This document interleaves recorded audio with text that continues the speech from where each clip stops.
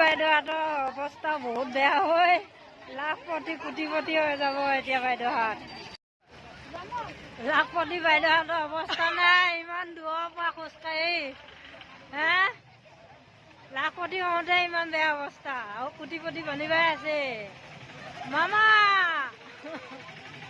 ইমান মানুহ হৈছে, ক'ত বহা জেগা হ'ব? চকী লৈ মাৰিছো, মেখেলা দাঙি দাঙি বোকা। আমি চিট পাইছো কিন্তু চকী লৈ মাৰিছো ইমান বোকা। এনে ঘূৰি ফুৰিছে বাইদেউসকল, কি কৰিব নহয় বোকা পানী মেখেলা দাঙি চিট পোৱা নাই। 40,000 মানুহ ধেমালি না মানুহ নহয়তো, বাপৰে। মহিলা কমিটি একদম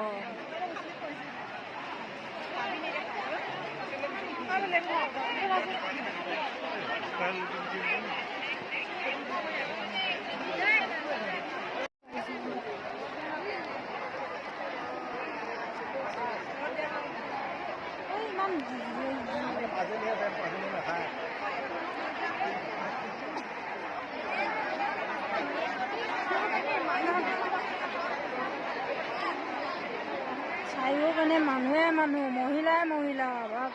মামাক আগুৰি ল'লে কি হ'ব আজি? এইপিনে খোৱা বোৱা ব্যৱস্থা হেৰি মানুহ বহিলেচোন।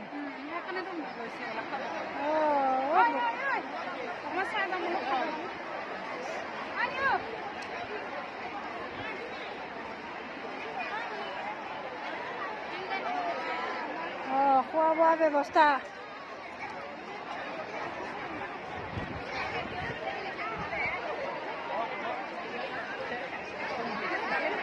দালি ভাত খোৱা বোৱা ব্যৱস্থা কৰিছে মামাই এবাৰ নে কৈছে না মামাই খাম বুলি এসাঁজ একেলগে মৰিগাঁৱত খোৱা বোৱা ব্যৱস্থাটো আছে। সেইটো কাৰণে মানুহ বহুত হৈ আছে।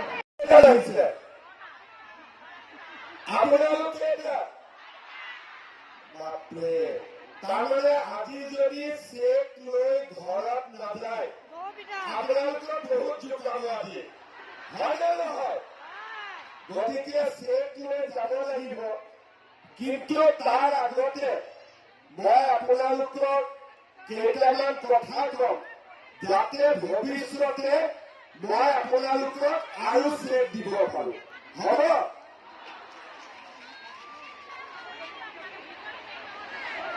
ভালো লাগিছে নেকি আপোনালোকৰ? পিছফালে ভালো লাগিছে নেকি? তেতিয়াহ'লে মোৰ লগত সকলোৱে একেলগে ক'ব, ভাৰত মাতা কি, ভাৰত মাতা কি, নৰেন্দ্ৰ মোদী, নৰেন্দ্ৰ মোদী, ৰমাকান্ত দেউৰী, ৰমাকান্ত দেউৰী। বহুত বহুত ধন্যবাদ।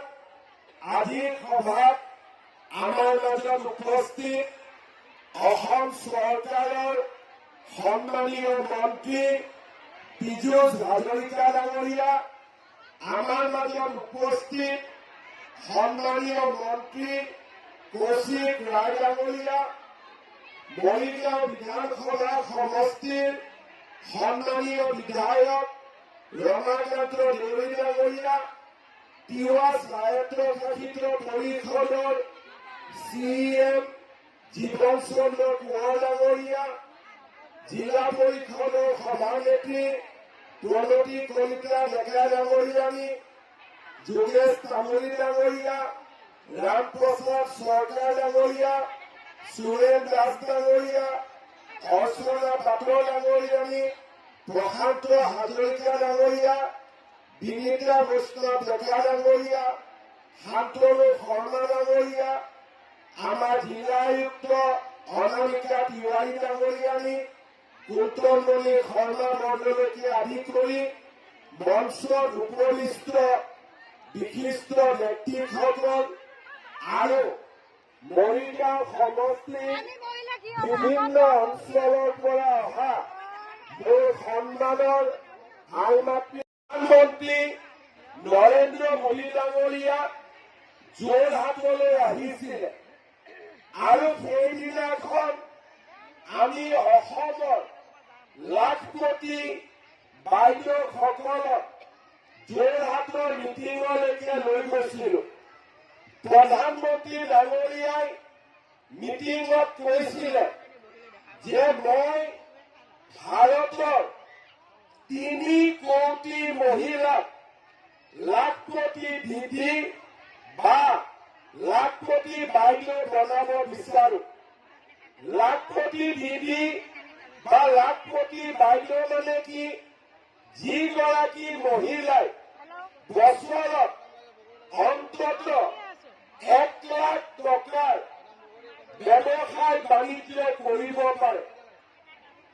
যেতিয়া মোদী ডাঙৰীয়াই উল্লেখ কৰিলে যে আমি 3 কোটি মহিলাক লাখপতি বনাব লাগে, মই আমাৰ অফিচাৰসকলক সুধিলো যে আমাৰ অসমত আত্মসহায়ক গোটত কিমান মহিলা জড়িত হৈ আছে।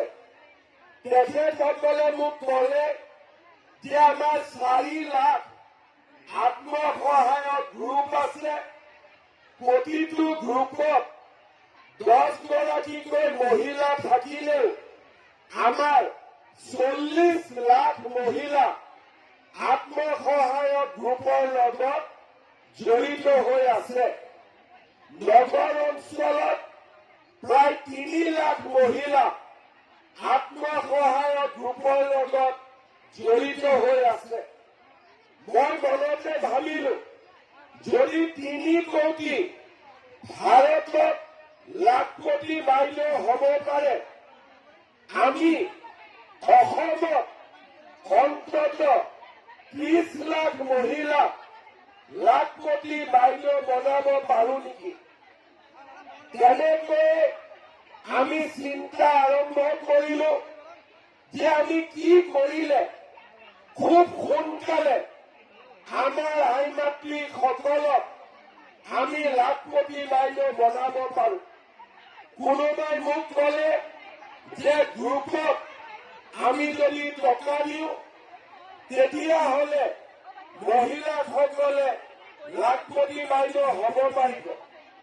মই মনতে ভাবিলো যে গ্ৰুপত আমি আগতেও সহায় কৰিছো আৰু ভৱিষ্যতেও আমি গ্ৰুপত সহায় কৰি থাকিম। কিন্তু এনে এটা আমি আঁচনি লওঁ যিটো আঁচনিৰ জৰিয়তে আমি ব্যক্তিগতভাৱে আমাৰ আই মাতৃসকলক আমি লাখপতি বাইদেউ বনাব পাৰো। আমি চিন্তা কৰিলো যে আমি এখন নতুন আঁচনি আনিম, যিখন আঁচনি প্ৰতিগৰাকী মহিলা আত্মসহায়ক গ্ৰুপৰ লগত জড়িত সকলোৱে ইয়াত আবেদন কৰিব পাৰিব। আমি চিন্তা কৰিলো যে আমি 3টা কিস্তিত এই মহিলাসকলক লাখপতি বাইদেউ হ'বৰ বাবে সহায় কৰিম। প্ৰথম কিস্তি 10,000 টকা। আজি অসমৰ 32 লাখ মহিলাই এই 10,000 টকা লাভ কৰিব আৰু মৰিগাঁও সমষ্টিত 36,000 মহিলাই এই আঁচনিৰ সুবিধা লাভ কৰিব। আজি আপোনালোকক আমি অলপ পিছতে চেক বিতৰণ কৰিম। আপোনালোকে বেংকত চেকখন দিব আৰু টকাখিনি পাব আৰু লগে লগে আমি একোটা মোবাইল ফোনো কিনিব পাৰো। কোনে কোনে মোবাইল কিনিব? কোনে কোনে মোবাইল কিনিব? আচ্ছা, কোনে কোনে মোবাইল কিনিব হাত দাঙকচোন। কোনে কোনে মোবাইল নিকিনে হাত দাঙক। বাপৰে, তাৰমানে আপোনালোকে, মই খুব ভাল পাইছো যে মৰিগাঁৱৰ মা, মৰিগাঁৱৰ খুৰী, মৰিগাঁৱৰ বৌ, মৰিগাঁৱৰ বাইদেউ ভণ্টিসকলে এই আঁচনিখনৰ বিষয়ে বুজি পাইছে। এই বছৰ এপ্ৰিল মাহত মই বিহালীলৈকে গৈছিলো। এই আঁচনিটো আমি প্ৰথম তাতে আমি আৰম্ভ কৰিছিলো। মই যেতিয়া টকাটো দিলো, তাৰ পিছত আই মাতৃসকলে মোৰ লগত চেলফি উঠি আছিলে। এগৰাকী মহিলাই চেলফি উঠিলে, কেমেৰাটো অলপ বেয়া আছিলে। মই মহিলাগৰাকীক কলো যে বাইদেউ কেমেৰাটো বেয়া নেকি, নুঠিব নেকি? বোলে কেমেৰাটো বেয়া, আজি এটা নতুন মোবাইল কিনিম।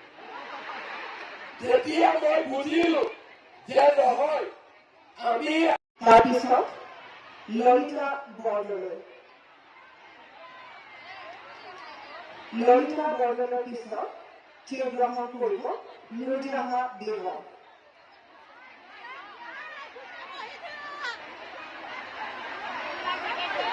নুৰজাহা বেগমৰ পিছত কণমাই ডেকা।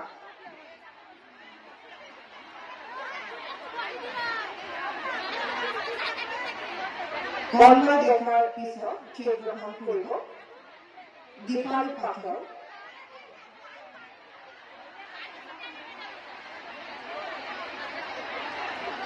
আৰু তাৰপিছত মৰ্জিনা খাতুন। আৰু ইয়াৰ পিছত থিয় গ্ৰহণ কৰিব জুনবিৰৰ স্মিতা ইউটিপি আৰু ৰীনা কোঁৱৰ।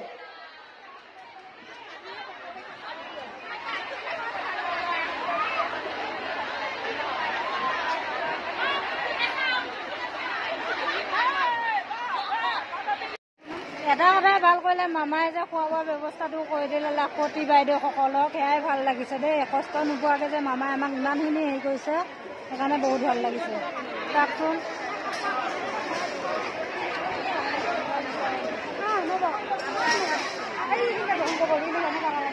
হয় নাই বাইদেৱে কি কয়? মামাই সুবিধা দিছে ন, খোৱা বোৱা সুবিধা দিছে, চেক দিছে, আৰু কি লাগে?